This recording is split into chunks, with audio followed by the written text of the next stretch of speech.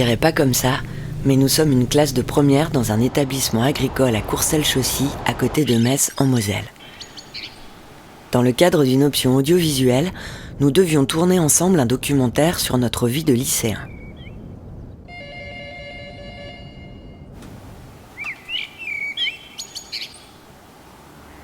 Mais un virus en a décidé autrement.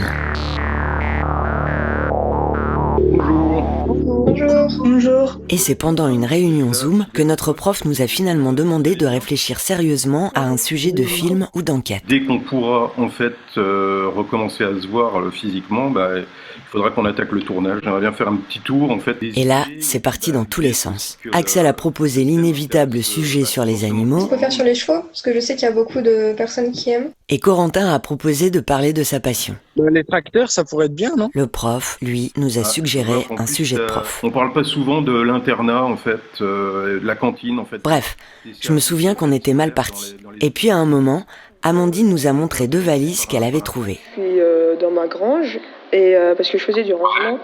Mais en fait, j'ai trouvé quelque chose, mais je sais pas c'est quoi exactement. Là, il y a une valise.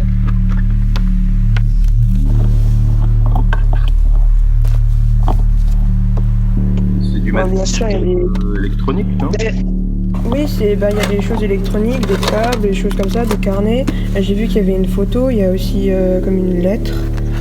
Après, j'ai pas lu plus que ça. Et surtout cette valise-là.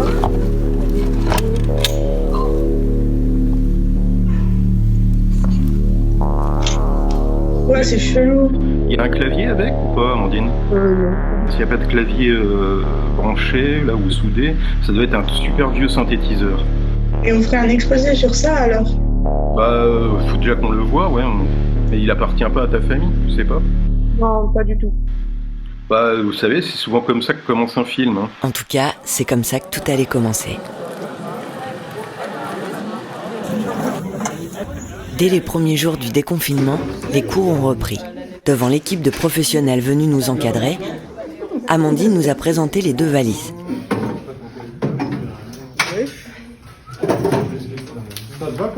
Tu fais quoi là ?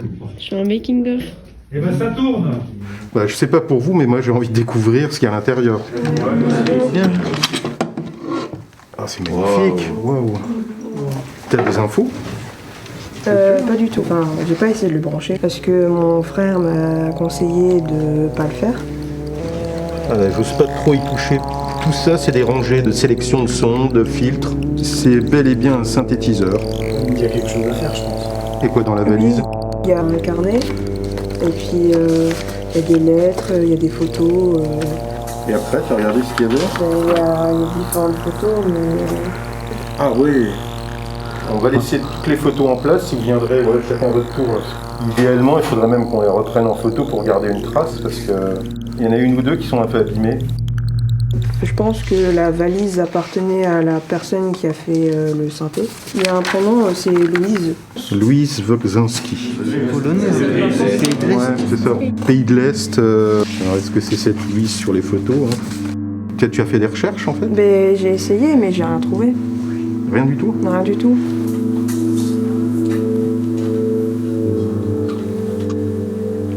Il y a même des essais de logos. Là, il reste Marc Coquet pour le sigle Lumavox. Ah, Louise plus Marc plus Wogzinski. Lumavox. Ça vous dit quelque chose, Lumavox ? Non. Je ne sais pas vous, mais il y a une autre question qui me brûle les lèvres, c'est est-ce qu'elle existe encore, cette fille ? En Angleterre, aux États-Unis. Monsieur, c'est bizarre sur le... C'est une lettre en anglais. Ah oui, il y a une lettre en anglais, exact. Ouais. Donc il y a des photos justement avec Louise qui est en train d'utiliser le synthé. On peut peut-être rechercher Louise Wogzinski si on trouve quelque chose sur son passé. Sur Internet, aucune trace de Louise, de Marc ou du Lumavox. Notre prof nous a conseillé de contacter un spécialiste de l'histoire de la musique électronique. Direction Chalon-sur-Saône, au Conservatoire à rayonnement régional du Grand Chalon.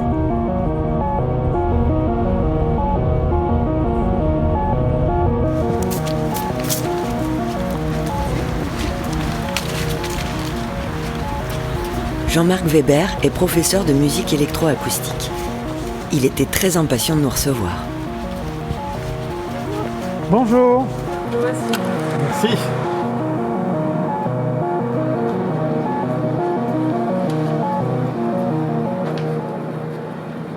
Lumavox, ça je ne connais pas du tout. On va l'allumer peut-être. Ouf. Ah oui, ben, il fonctionne en tout cas, il a parlé tout de suite là.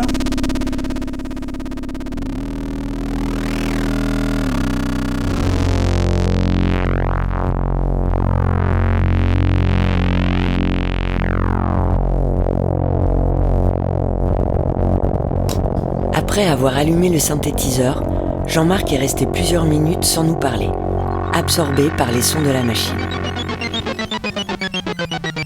Alors ce qui est intéressant de voir, c'est si on peut brancher un clavier, parce que visiblement ici il y a une indication clavier.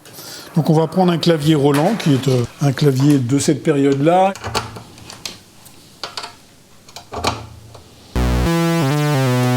Magnifique, étonnant, ça fonctionne.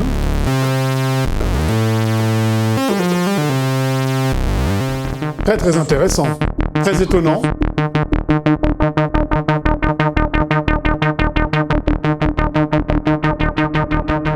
C'est vraiment une reverb à ressort. On peut vraiment imaginer que ça soit français, parce que pour mettre distance, j'avais pas deviné que c'était une réverbération en fait, parce que distance c'est quand même pas le terme habituel, conventionnel. Par rapport à son état général, donc c'est quand même drôlement étonnant, parce qu'on n'a pas trop de potentiomètres qui ne fonctionnent pas, ou qui crachotent, ou de switch qui serait en panne. Ça ressemble quand même plutôt à un prototype, parce que les synthétiseurs du marché qu'on achète, ils ne sont pas écrits avec du feutre. C'est vraiment étrange. Ce qui est aussi étrange, c'est qu'on n'ait jamais entendu parler de cette machine, quoi. Le Lumavox avait repris vie. Très très curieux. Mais nous voulions en savoir toujours plus. Ah, tu filmes encore toi? Ouais, toujours le making-of. Grâce à Jean-Marc Weber et à son carnet d'adresses, nous allions franchir une étape supplémentaire dans notre enquête. Bonjour. Cette fois, direction Paris, où le Lumavox avait rendez-vous avec une figure légendaire de la musique électronique. Jean-Michel Jarre avait accepté de tester le synthétiseur. Ça y est, le colis est parti.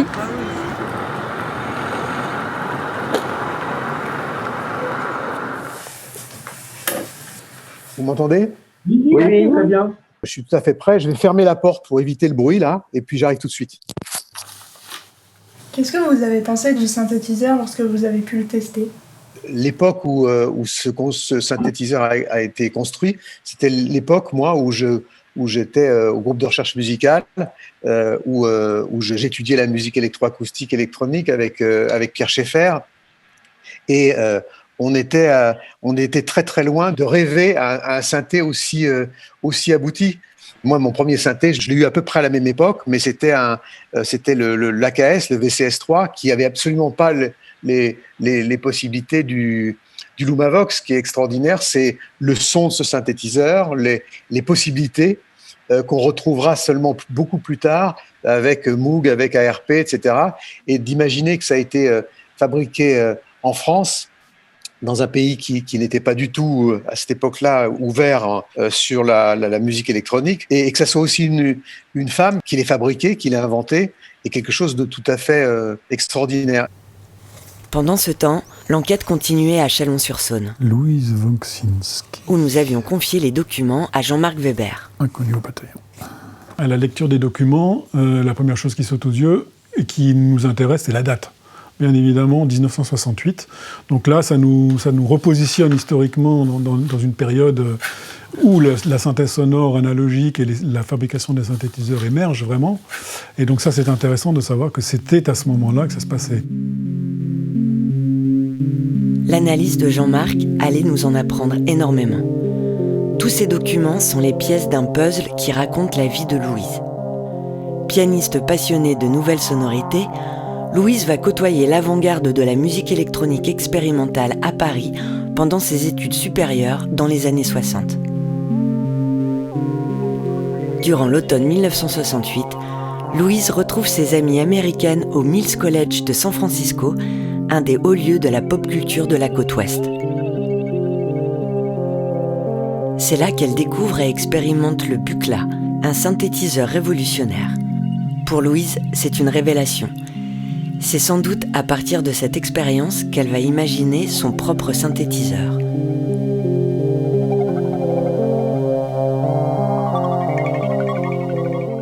Le Lumavox, c'est un mélange en même temps un peu de l'ARP, du Buchla, du Moog. On sent qu'il y a une influence de pionniers de la musique électronique, mais qui vont développer ce qui existe dans le Lumavox plus tard. C'est ça qui est mystérieux et qui fait de votre trouvaille quelque chose d'historique. Ce qui est étonnant dans ce synthétiseur, c'est le côté gauche ici, où on a le séquenceur muni de 8 potentiomètres et qui est très avant-gardiste pour l'époque quand même. Le générateur basse fréquence peut déclencher le générateur d'enveloppe en même temps que le séquenceur. Il y a des choses curieuses, il y a des choses qui n'existaient pas ou qu'on n'a pas encore aujourd'hui, même sur certaines machines. En tout cas, en France, ça se faisait absolument pas du tout, pour plein de raisons, des raisons techniques et puis des raisons aussi financières. Ça coûtait assez cher de développer un appareil comme ça. C'est ça qui est aussi mystérieux. Il y a l'aspect économique aussi. Donc, c'est vraiment d'autant plus extraordinaire. C'est une découverte vraiment extraordinaire. Hello everybody. Hello. How are you today? Parallèlement, certains d'entre nous étaient sur la piste de Louise et Marc.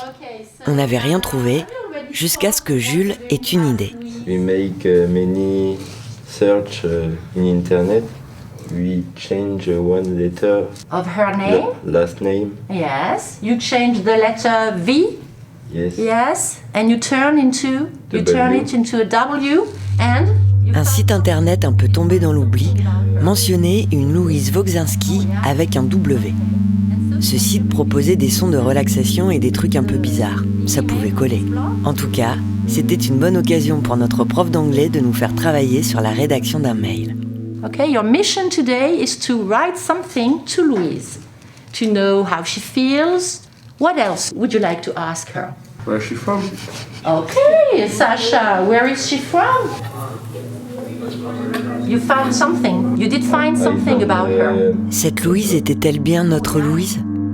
Connaissait-elle le Lumavox? Que devenait Marc, son frère?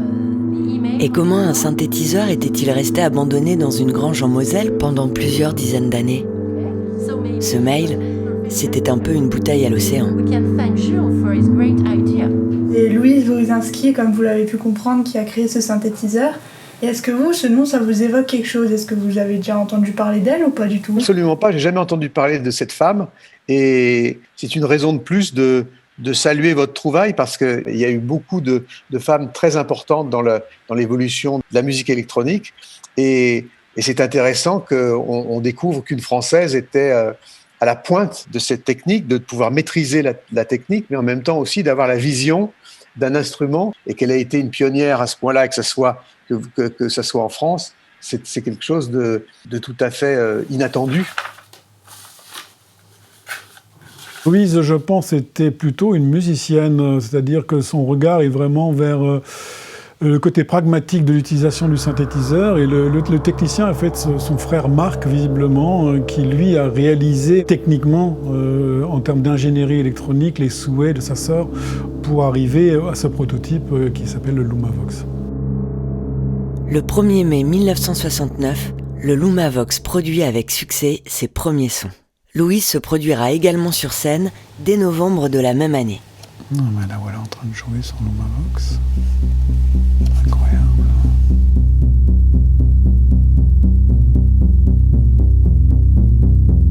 Dans les documents de Louise, on découvre également une partition aux notations étranges, ondes nocturnes.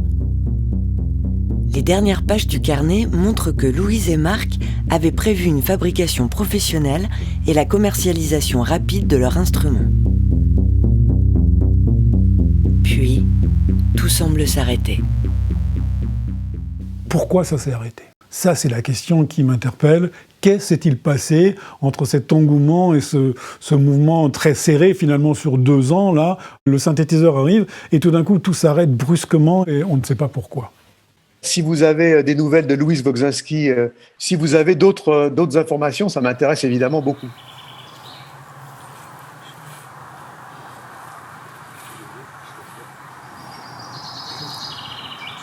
Pour boucler la boucle, nous avons demandé à la musicienne Fantôme Josefa de travailler sur la partition de Louise, Onde nocturne.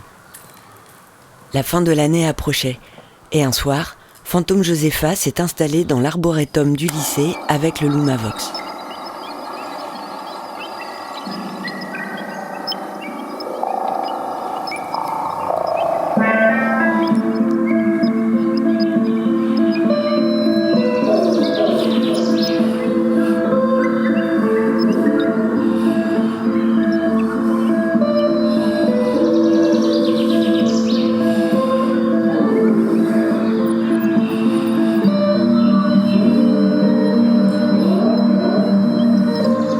Réunis, nous entendions pour la première fois une œuvre de Louise.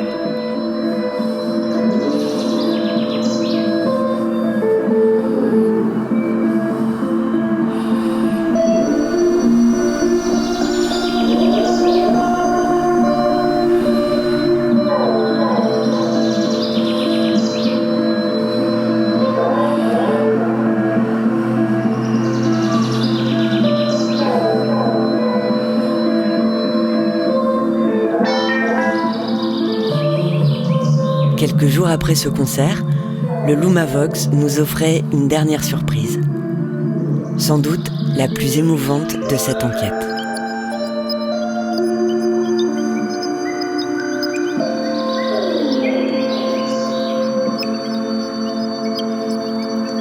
Chers amis de France, merci pour votre message. Je pense être celle que vous cherchez. Mon frère Marc est décédé accidentellement en décembre 1970.